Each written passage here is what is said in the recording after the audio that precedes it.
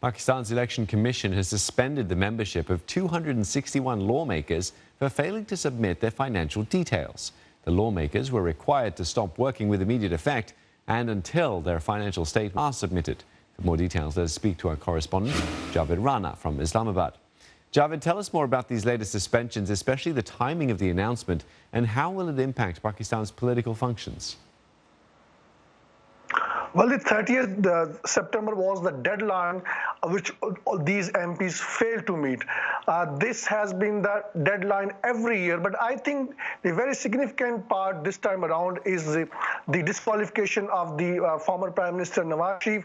He was disqualified on the ground that he concealed his assets, and then the Supreme Court had ordered that since his sources of income seems to be accumulated and his wealth seems to be beyond those means. So the Supreme Court ordered his trial on money laundering charges because there was a lot of prima facie, which means the fundamentally some basic evidence was there on the basis of which now the former Prime Minister and his children are being tried in the trial court on money laundering charges because the allegation was that he had transferred a lot of money from Pakistan to abroad illegally.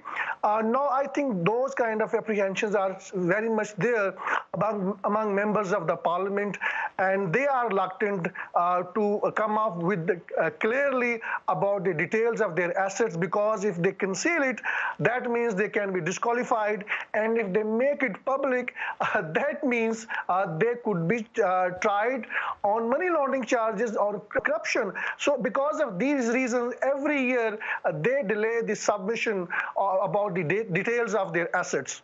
Well, you mentioned every year, last year as well, over 300 lawmakers were suspended under the same law. We've heard complaints about the flaws of the regulation. Any possibility that the authorities could move to change the relevant law anytime soon?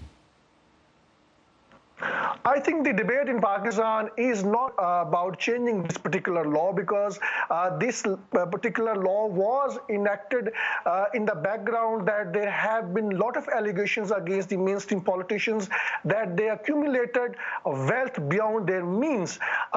However, there is a debate that why not to include the members of the judiciary, why not include the members of Pakistan's military, which has been calling shot, and in the past there have been repeated military takeovers in the past. So I think that demand is there, and it makes a lot of sense that every members of the judiciary and the army should also declare their assets, something that is not happening. They are saying that they have their own mechanism on declaring assets, and there is a legal tools that they say they have within their own system to get rid of corrupt elements from their institutions. But I think the bigger trouble here is that some sort of across the board accountability needs to be undertaken in Pakistan. That has been a demand. There is a possibility that maybe these institutions may be allowed to conduct their accountability, but certainly with the new legislation.